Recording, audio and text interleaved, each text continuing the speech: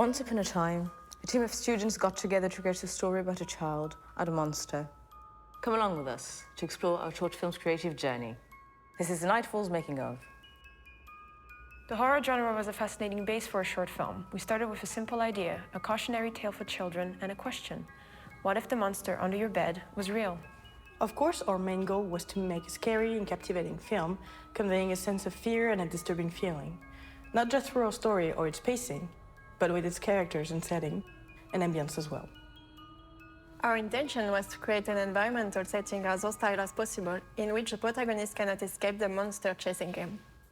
To create this opposing feeling, we decided to set our story in a cold and inhospitable mountain.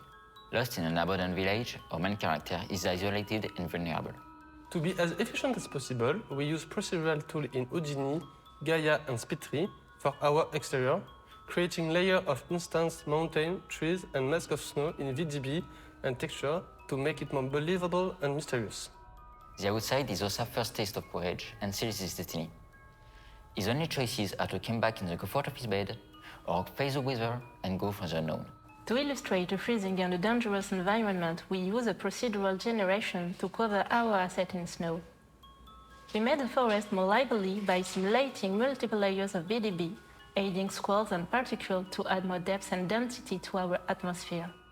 In comparison to the dormitory, the church is a large and empty building with an overwhelming and ominous atmosphere. In some scenes, the boy comes out of the darkness and asks to be protected by an aura of light. Finding the perfect balance throughout the entire movie was especially tricky in dark areas, basically all our scenes. We wanted the viewer to see enough of the action, but still keep our shots shrouded in mystery. Now that the scene was set, we needed to define our characters.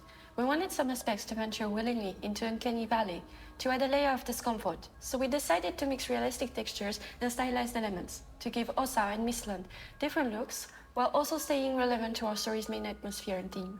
As animators, we worked closely together to make references for both Ossa and Missland that would fit the semi-realistic animation style that we chose for our short film. We needed to define both of the personalities, so we used a variety of references to help us characterize both of them. Like Asa, a curious 13-year-old boy whose expressions slowly change as the story unfolds, or Missland, who needed to be strict and caring but slightly suspicious. To simplify our working rigging, we gave both characters the same topology.